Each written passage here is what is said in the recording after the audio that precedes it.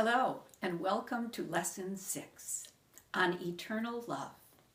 It's one of my favorite subjects, but you'll hear me say that about a lot of the chapters. You know, it's quite a serious subject because it's about eternal love. That is, knowing that we are loved unconditionally beyond time and space, into eternity, in fact.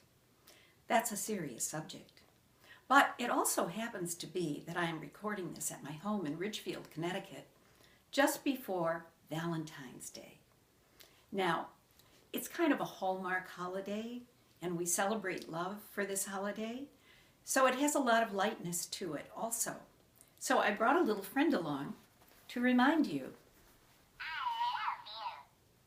I love you. And I do, and that's the truth. And you should love yourself just as well. Remember, we started with lesson number 1. I love myself completely now. I hope you've been saying that over and over and over again, in all ways and at all times. Now, what's important about this is a lesson that I learned in a very unusual way. I learned it about eternal love, that is, love transcends time and space, from my mother. And it happened that she engaged this lesson in teaching me this after she had left her body.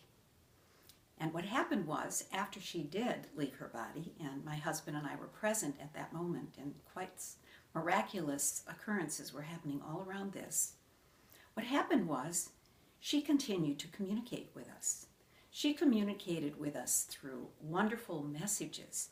She sent us flowers and manifestations. She sent us music on the radio, and even messages on my cell phone. She's very, very clever. But what she was telling me and what we decided was so important is that she was showing us, that is my husband and me, and now I share it with you, that love is eternal, and so is life. And there's something really important about this when we know it, because then we're not defined by birth to death.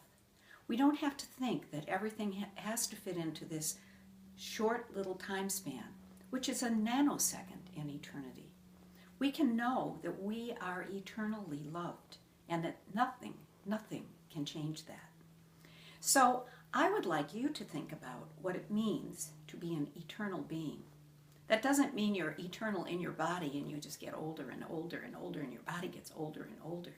It means your soul is eternal and it goes on endlessly. And it also means that what you can do is you can transfer messages of love after you've left your body. Now, there are a few quotes in here. One of them, in fact, this is a really important lesson and it has a lot of information in it. So I actually hope that you will read it every day during the week, because you will then imbibe these lessons and take them into your heart much more fully in that way.